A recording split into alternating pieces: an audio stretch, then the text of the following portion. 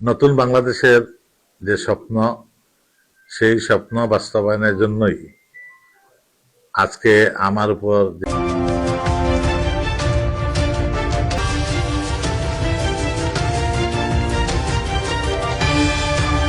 জনাব তারেক রহমান সাহেব আমাকে সিলেটের জেলা পরিষদের প্রশাসকের দায়িত্ব অর্পণ করেছেন। আমি প্রথমেই আল্লাহ পাক রব্বুল আলামিনের কাছে শুকরিয়া আদায় করছি এবং মাননীয় প্রধানমন্ত্রী আমাকে যে দায়িত্বটুকু দিয়েছেন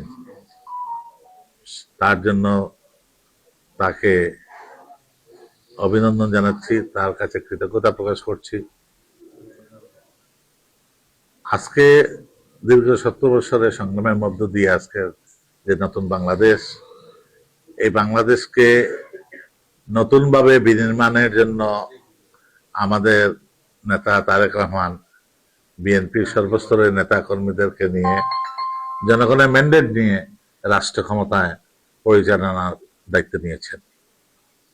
নতুন বাংলাদেশের যে স্বপ্ন, সেই স্বপ্ন বাস্তবায়নের জন্যই আজকে আমার উপর যে অর্পিত দায়িত্ব, সিলেটের জেলা পরিষদের প্রশাসক হিসাবে সিলেটের 70টি উপজেলা নিয়ে এই জেলা পরিষদ গঠিত। আমরা চাইব বা আমি চাই যে সরকার ঘোষিত যেসব উন্নয়ন কর্মসূচি গ্রহণ করেছে, সরকার ঘোষণা দিয়েছে, এই কর্মসূচিগুলা আন্তরিকতার সাথে, স্বচ্ছতার সাথে আমরা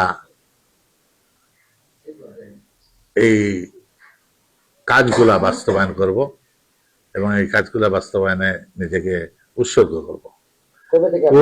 কোনোভাবেই আমরা কোনো ধরনের দুর্নীতিকে আমরা প্রশ্রয় দেব না। এই ব্যাপারে আমাদের একদম জিরো টলারেন্স থাকবে।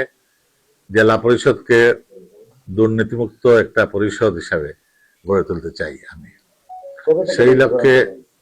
সেই লক্ষ্যেই আগামীকালকে সকাল 11টা ঘটিকার সময় আমি জেলা পরিষদে যাব এবং দায়িত্ব গ্রহণ করব। আমি সিলেটের জেলা পরিষদের সকল কর্মকর্তা কর্মচারীবৃন্দের সহযোগিতা চাই, পাশাপাশি সিলেটবাসীর সার্বিক দোয়া, সাহায্য এবং সহযোগিতা চাচ্ছি, যাতে আমার উপর যে দায়িত্ব, সেই দায়িত্বটুকু সঠিকভাবে আমি পালন করতে পারি।